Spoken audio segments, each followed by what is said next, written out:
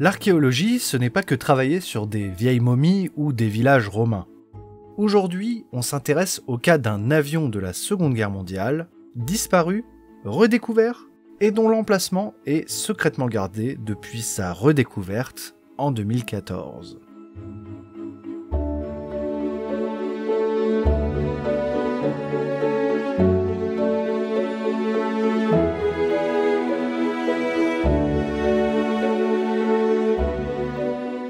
Le 27 septembre 1942, le second lieutenant Robert Elliott décolle de l'aérodrome de la RAF de Landbeder pour une mission d'entraînement.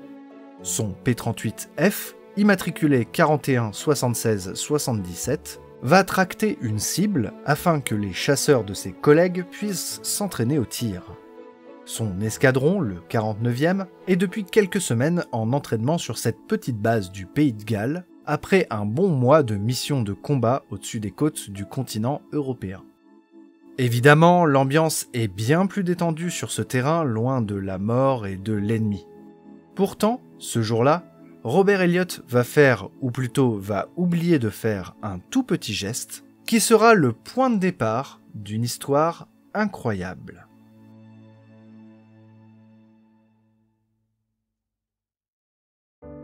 Le Lockheed P-38, avion légendaire de la Seconde Guerre, est le seul avion de combat américain qui sera produit en continu durant tout l'engagement américain. Produit à plus de 10 000 exemplaires, il sera notamment l'avion dans lequel Antoine de Saint-Exupéry trouvera la mort, près de Marseille, en 1944. C'est aussi à bord des P-38 que les plus grands as américains signeront leur victoire aérienne. Celui de Robert Elliott est un P-38F, le premier modèle à voir le combat. Malheureusement, aujourd'hui seulement 32 P-38 complets ou en pièces ont survécu à la guerre et au temps, et parmi eux, 2 P-38F, mais qui ont tous deux reçu une restauration intensive et des pièces réusinées. Cet avion reste une référence de l'aviation de l'époque, avec sa silhouette si particulière à deux poutres.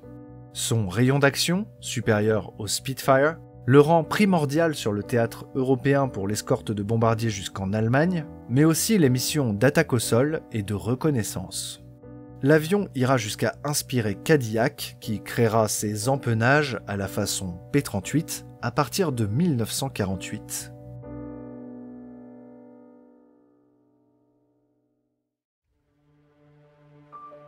Ce jour de septembre 1942, l'avion d'Elliott est en excellente condition. Pourtant, après 55 minutes de vol, le moteur gauche perd soudainement de la puissance. Le pilote, pensant qu'il s'agit d'un problème de pale, place l'hélice en drapeau pour éviter que l'hélice gauche ne génère trop de traînées. Il met fin à la mission et fait route vers le terrain.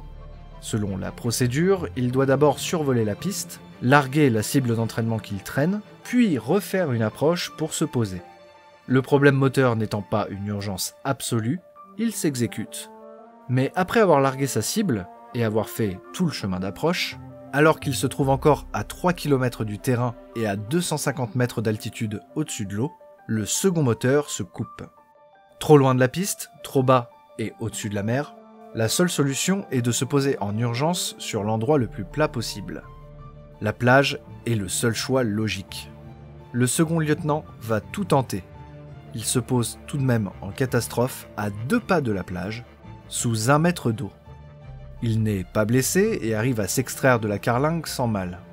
Une enquête militaire est tout de suite chargée de faire la lumière sur les causes de cette panne, et on découvre qu'après le décollage, Robert Elliott a oublié de positionner l'interrupteur de carburant sur le réservoir principal.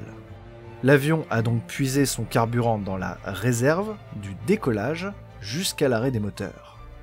On ne connaît pas les détails, mais son commandant a informé le groupe d'enquête que le pilote avait été sanctionné.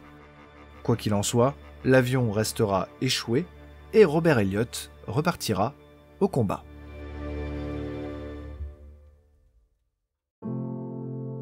Pendant les années de guerre qui suivent le crash du P-38 dans le Pays de Galles, la plage est interdite aux civils.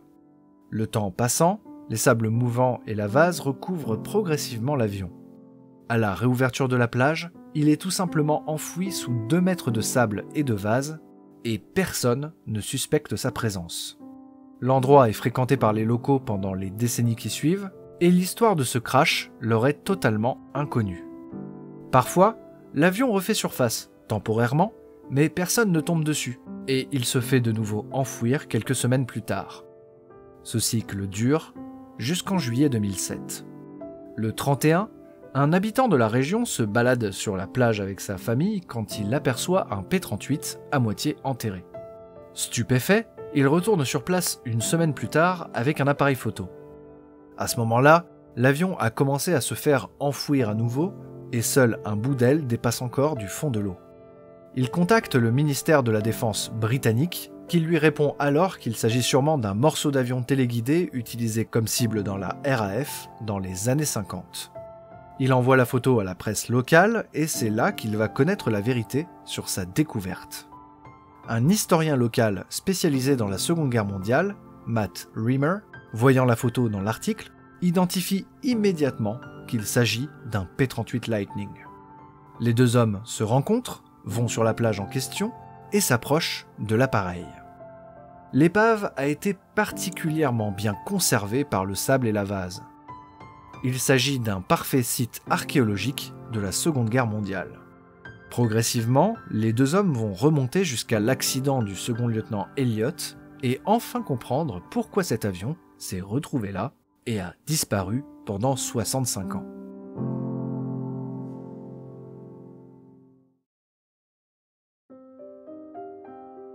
À la fin du mois d'octobre, son escadron part en direction de l'Afrique du Nord pour participer à l'opération Torch, pour reprendre le Maghreb aux forces de l'Axe. Il s'installe d'abord sur la base de Tafraoui, en Algérie. Elliott pilote toujours un P-38 et sa mission principale est d'effectuer de l'attaque au sol avec sa mitrailleuse, ce qu'on appelle plus communément le strafing. Il déménage ensuite à Maison Blanche, qu'on appelle aujourd'hui Dar el Beida, avant de finalement s'installer à Youk-les-Bains, aujourd'hui à Mamet. Ce déplacement progressif à l'est de l'Algérie vise évidemment à progressivement reprendre la Tunisie aux forces allemandes. Le 27 novembre, les lieutenants Elliott et Cole décollent pour attaquer une colonne de blindés. Ne les trouvant pas à l'endroit prévu, ils décident de faire une attaque dans la passe de Kasserine. Cette route, importante voie d'accès à Tunis, est fortement défendue par les Allemands. Lors de ce raid, l'avion d'Elliott va être sévèrement touché par les tirs ennemis. Les deux aviateurs seront contraints de se poser dans un endroit sauvage, détruire leurs avions, avant d'être récupérés par des bédouins et ramenés à Hammamet. Robert Elliott continuera les missions de combat les jours qui suivront avec de belles victoires, jusqu'au 5 décembre. Ce jour-là, son groupe de P-38 sera attaqué par des Messerschmitt. Ni son avion, ni son corps ne seront retrouvés. Une hypothèse avance qu'il se serait crashé dans les eaux entourant la ville de Bizerte.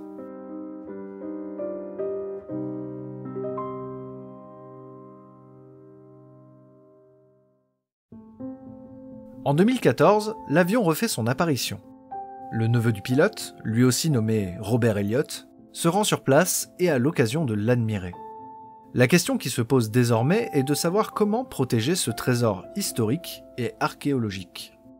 Premièrement, on essaie au mieux de ne pas révéler son emplacement exact.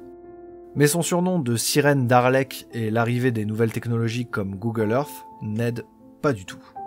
En 2019, le gouvernement local du Pays de Galles, et plus particulièrement sa branche dédiée à l'héritage, déclare l'épave du P-38 monument historique et archéologique, ce qui lui donne une protection juridique.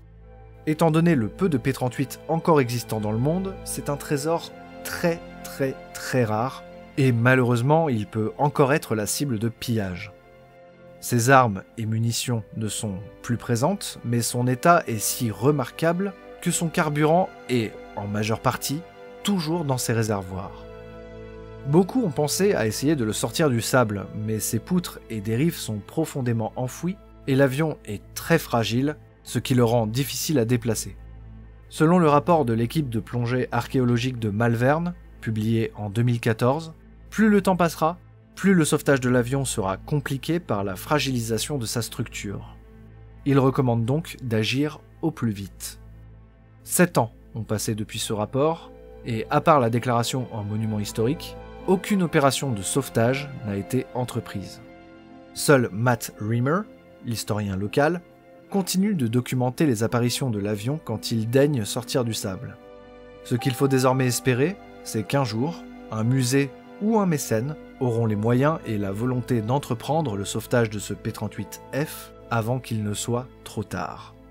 En attendant, la Sirène d'Arleck passe la majeure partie de son temps sous le sable du Pays de Galles, protégée de la corrosion et des pillages.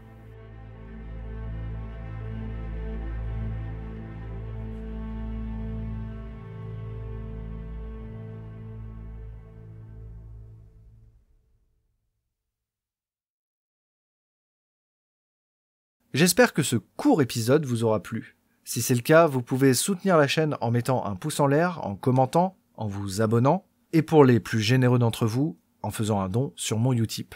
N'hésitez pas également à aller faire un tour dans la description où vous trouverez une mine d'informations sur cet avion et son histoire.